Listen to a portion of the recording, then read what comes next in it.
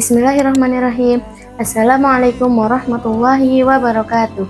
Alhamdulillahirrahmanirrahim. Wassalatu wassalamu ala sayyidina Muhammadin wa ala alihi wa sahbihi ajma'in. Amma ba'du. Sahabat madrasah yang dirahmati Allah, sebagaimana kita ketahui, Al-Quran merupakan cahaya atau petunjuk untuk kehidupan manusia.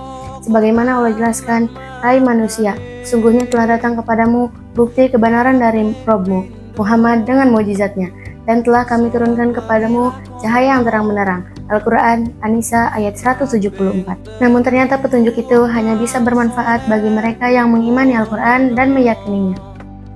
Mereka itu adalah orang-orang yang bertakwa. Sebagaimana Allah firmankan dalam surat Al-Isra ayat 82, dan kami turunkan dari Al-Quran suatu yang menjadi penawar dan rahmat bagi orang-orang yang beriman, dan Al-Quran itu tidaklah menambah kepada orang-orang yang zalim selain kerugian.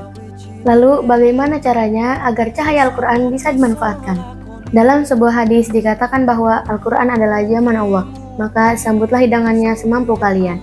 Sungguhnya Al-Quran ini adalah cahaya petunjuk, cahaya yang jelas, obat yang bermanfaat, dan penjaga bagi mereka yang berpegang teguh kepadanya. Hadis riwayat Al-Hakim. Muhammad Iqbal, salah satu pemikir Islam modern, berkata, bacalah Al-Quran seakan-akan ia turun kepadamu. Sedangkan Imam Al-Maududi, pejuang dari Pakistan, memberikan resep kepada kita untuk mendapatkan cahaya Al-Quran dengan kata-katanya. Untuk mengantarkanmu mengetahui rahasia ayat-ayat Al-Quran, tidaklah cukup kau membacanya 4 kali. Dengan demikian, cara untuk memperoleh cahaya Al-Quran adalah dengan membacanya, mentadaburinya, dan mengamalkannya. Sahabat madrasah yang berbahagia, interaksi pertama kita dengan Al-Quran adalah dengan membacanya. Dengan membaca berarti kita berdialog dengan Allah. Kita diajak untuk memahami apa yang menjadi pedoman dalam hidup kita ini. Kita diajak mengerti sebab, akibat, kemajuan, dan kehancuran sebuah kaum. Membaca Al-Quran sendiri adalah salah satu bentuk zikrullah. Dengan membaca Al-Quran, kelak ia akan memberi syafaat kepada pembacanya. Hadis riwayat Muslim. Setelah kita membaca, interaksi berikutnya adalah berusaha untuk memahami atau mentadaburinya. Karena dengan mentadaburinya, kita akan mampu mengambil pelajaran dan hikmah yang terkandung di dalamnya. Allah berkalam, ini adalah kitab yang kami turunkan kepadamu, penuh dengan berkah, supaya mereka memperhatikan, tadabbur ayat-ayatnya, dan supaya mendapatkan pelajaran orang-orang yang mempunyai pikiran. Quran Surat Shad ayat 29. Selain itu, ketidakmampuan memahami Al-Quran adalah salah satu dikecamnya orang-orang kafir. Allah berkalam, maka apakah mereka tidak memperhatikan Al-Quran ataukah hatinya terkunci?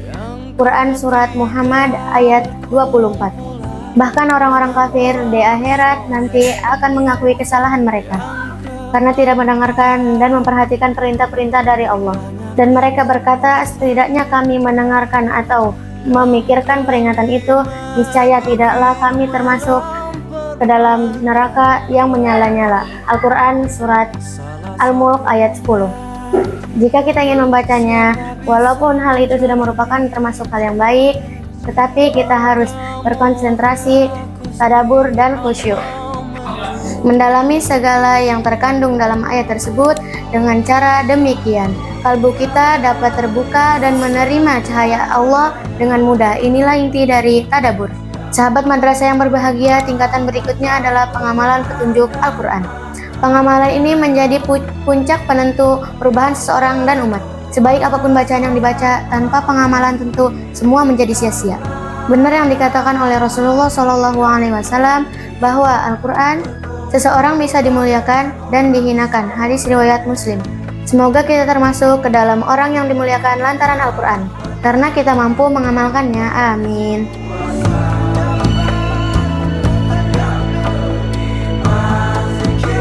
Kami siswa-siswi MTS Ulamul Falah mengucapkan selamat menunaikan ibadah puasa tahun 1447 Hijriah.